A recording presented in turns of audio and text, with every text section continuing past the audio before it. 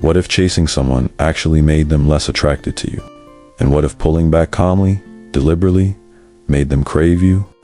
This isn't manipulation, it's psychology.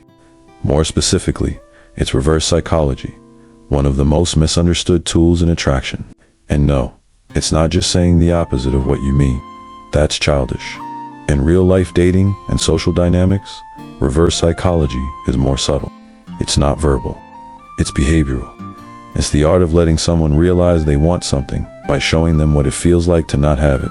Today, in the Observer's Handbook, we're going deep into this strategy. We'll talk about how it works, when it works, and how to use it without becoming fake or manipulative.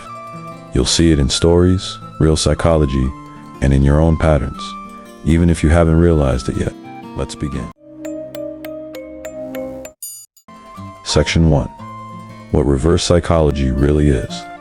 At the core of reverse psychology lies reactance theory, a concept developed by psychologist Jack Brem. Reactance is the instinctive pushback we feel when our freedom to choose is restricted. Tell someone they can't have something, and suddenly, they want it more. This is why scarcity is so powerful in marketing. Only 3 left in stock. It's why we care more when someone stops texting. It's not always rational. It's emotional. And when attraction enters the picture, reactance becomes one of the strongest subconscious motivators we have. Now here's how that plays out in dating. If you chase someone, over-text, over-explain, or make yourself constantly available, you remove all uncertainty. And in doing so, you remove tension. Tension is what creates excitement. Without it, you become predictable. And the mind doesn't chase what it feels it already owns. Section 2. A real story, pulling back, without playing games. I had a friend in college, we'll call him Matt. He was into a girl from his class. They studied together, shared music, and even had a little flirtatious banter. It wasn't one-sided. She enjoyed his presence, laughed at his jokes, texted him first sometimes. But whenever he tried to push it into something romantic, she pulled away. He didn't get angry. He just tried harder. Texted longer messages, complimented her more, asked her out again, softly, gently, respectfully. Each time, she said, "I'm not sure," or "maybe later." One day, he asked me why she didn't want to try, even though the chemistry was clear. I asked him a simple question. When was the last time you gave her space to come to you? He hadn't. Every interaction was him initiating. Every time she hesitated, he leaned in closer. And the moment he stopped, something shifted. He stopped texting first, not out of spite, just to reset the energy. He stopped showing up before she gave a clear sign she wanted to engage. Within a few days, she asked if he was okay. A few more days, and she invited him to a concert. Matt didn't manipulate her. He just stopped offering attention she hadn't earned. And that silence spoke louder than anything he could have said. Section 3. How this connects to power of absence. If you watched our episode on the power of absence, this should feel familiar. Absence creates a vacuum, and people rush to fill vacuums they didn't expect. Reverse psychology takes it a step further.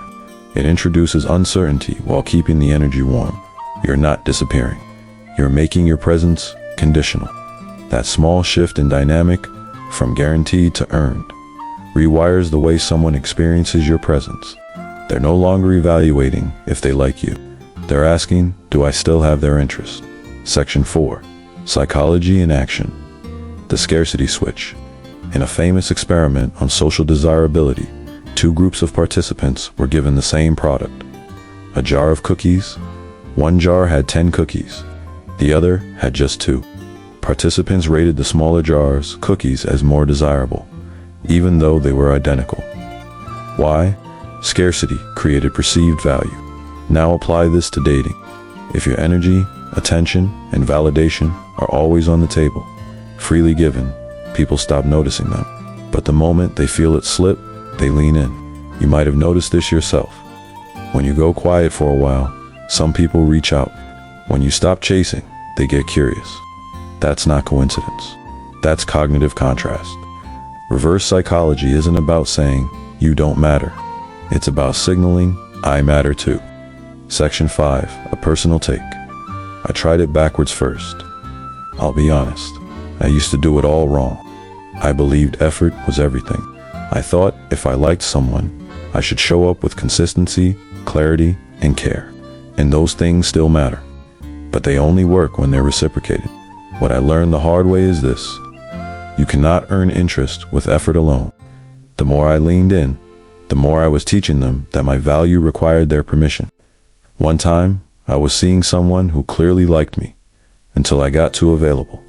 Suddenly, she was busy. She forgot to text back. I felt the urge to chase, to recover it, but I did the opposite. I let it go. 2 weeks later, she came back, and it wasn't an apology. It was curiosity. Where have you been? I had been everywhere, just not in her inbox. Section 6. How to use reverse psychology authentically. This part is crucial. Reverse psychology isn't lying. It's not telling people, I don't like you when you do. It's not playing cold to punish someone. It's about reframing how you show value. Instead of saying, please notice me, you let your absence speak.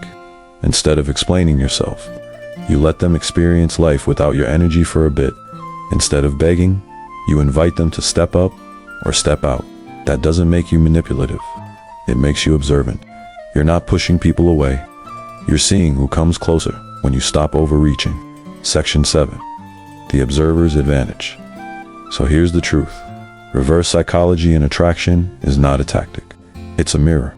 When used well, it shows you who wants you for real and who just liked being chased. You're not here to convince anyone of your worth.